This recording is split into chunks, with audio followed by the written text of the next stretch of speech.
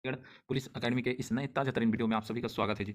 चलिए, कल का एक और नोटिफिकेशन आया है सीआरपीएफ के कांस्टेबल फायरमैन का।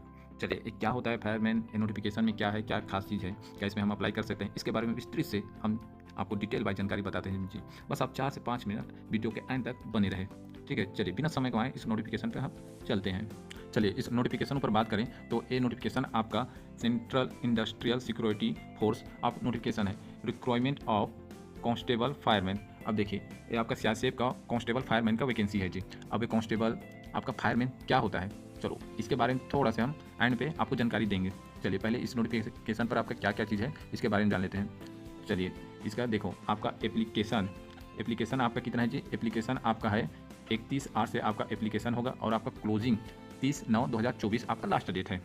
आपका पे लेवल 3 है, मतलब अच्छा खासा। आपका ओवर हैंड आपका 21,700 से 69,000 आपका बेसिक पे है। मतलब ये आपका बेसिक पे है, इस पर डीए वगैरह आपका बहुत सारी चीज़ें, रिक्स अलाउंस वगैरह जुड़ेगा। आराम से आप ओवर हैंड 45 से 50,000 आप मंथली इस पर आपका सैलरी बनेगा जी। ये आपका बहुत अच्छा है।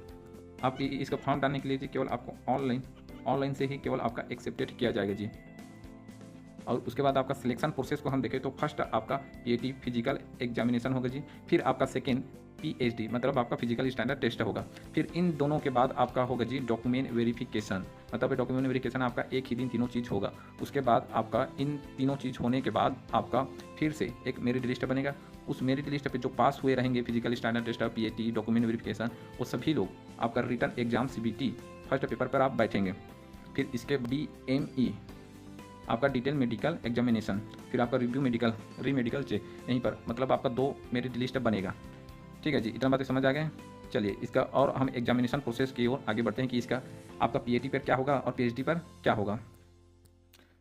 चलिए, फिजिकल पर क्या क्या होगा इसके ओर हम बात करते हैं। तो आपका सेम एसएससी जीडी जैसे प्रोसेस है। आपका फिजिकल एफिशिएंसी टेस्ट मतलब पीएटी, आपको 5 किलोमीटर रनिंग 24 मिनट के अंतर्गत आपको क्लियर करना है। आपका जैसे एसएससी जीडी में रहता है सेम वही है। आपका इसका हाइट देखें तो 170 सेंटीमीटर है। अगर चेस्ट की बात करें तो आपका चेस्ट भी आपका 80-85 सेंटीमीटर है। 5 सेंटीमीटर आपको फुलाना पड़ेगा जी। इसके बाद आपका और इसके रिटर्न एग्जाम की ओर हम बात करें तो the candidate the whole qualify the PAT PhD DV, मतलब आपका जो पीएटी पीएचडी क्वालिफाई करेगा वो आपका रिटर्न एग्जाम में बैठेगा। आपका इसका देखें, रिटर्न एग्जाम का सिलेबस देखें तो आपका फर्स्ट है रीजनिंग, 25 क्वेश्चन रहेगा, 25 नंबर का रहेगा। और आपका जनरल अवेयरनेस आपका 25 क्वेश्चन 25 मार्क्स का रहेगा। आपका मैथ्स भी सेम वही है जी, 25 क्वेश्चन 25 मार्क्स का रहेगा। और आपका सेम एसएससी जीडी जैसे हिंदी इंग्लिश आपका चॉइस है। और टोटल आपको मिलेगा जी 120 मिनट। आपका टाइम रहेगा 120 मिनट, मतलब 2 घंटा, अच्छा खासा है। और इस पर आपका देखें तो आपका एसएससी जीडी के समानांतर आपका क्वेश्चन का लेवल रहेगा। आप आराम से इसे थोड़ा सा मेहनत करोगे तो आराम से इजी से क्लियर कर लोगे। चलिए, इसका एजुकेशन क्वालिफिकेशन के ऊपर बात करें तो सबसे ज़्यादा आपका इंपॉर्टेंट है जी। अगर इसका एजुकेशन क्वालिफिकेशन देखें तो आपका the candidate much have the passes 12, आपका कितना क्लास पास होना चाहिए जी, 12 विथ आपका साइंस सब्जेक्ट, मतलब आपका 12वीं पास और आपका साइंस सब्जेक्ट होना अनिवार्य है जी, तभी आप इस फॉर्म के लिए एलिजिबल है। इसका एज आपका आयु का बात करें तो आपका आयु 18 से 23 वर्ष होना चाहिए जी। और आपका जन्म 2001 से 2006 के बीच में आपका जन्म होना चाहिए। अब आपका यहाँ से अगर आयु पे छूट का देखें तो आयु आपका छूट एससी एसटी भाइयों को आपको 5 वर्ष मिलेगा, मतलब 23 पे आप 5 साल जोड़ दीजिए, मतलब आपको आराम से 28 वर्ष तक आपका आयु है तो आप इस फॉर्म को डाल सकते हो। यहीं पर हम देखें तो आपका ओबीसी का देखें तो ओबीसी का आपका 3 साल का मिल रहा है, मतलब 23 में आप 3 और जोड़ दीजिए, मतलब आप आराम से 26 साल के हो तो आप डाल सकते हो, इस फॉर्म के लिए आप एलिजिबल हो। ठीक है, जितना बातें चलो समझ आ गए। एप्लीकेटेड आप सीआरपीएफ के ऑफिशियल वेबसाइट पर जाकर इसका आप फॉर्म अप्लाई करेंगे जी। और इसका कुछ और आपका मुख्य बात पॉइंट ऑफ व्यू हम देखें तो आपका अपलोडिंग फ़ोटो, आपका अपलोडिंग फ़ोटो 20 के बी से 50 के बीच में होना चाहिए।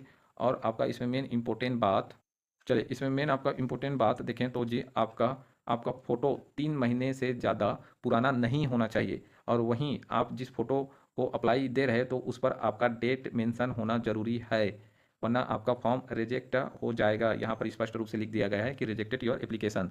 तो आपका इस बात को भी अच्छे से ध्यान रखना है कि आपका 3 महीने से पहले का फोटो होना चाहिए, डेट उसमें मेंशन रहना कंपलसरी है।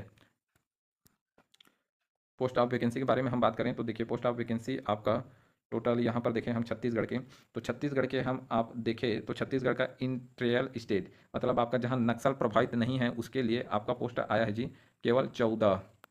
ठीक है, पोस्ट कितना भी रहे आपको एक सीट लेना है। उसमें यूआरएल का आपका 6 है, ईडब्ल्यूएस का 1 है, एससी का 2 है, एसटी भाई का 4 है। आपका ओबीसी के लिए आपका एक पोस्ट निर्धारित किया गया है। और वहीं इन सब से आपका नक्सल नक्सल के लिए देखें, नक्सल मिलिट्री मतलब आपका नक्सल प्रभावित एरिया के लिए देखें तो आपका टोटल 41 पोस्ट है।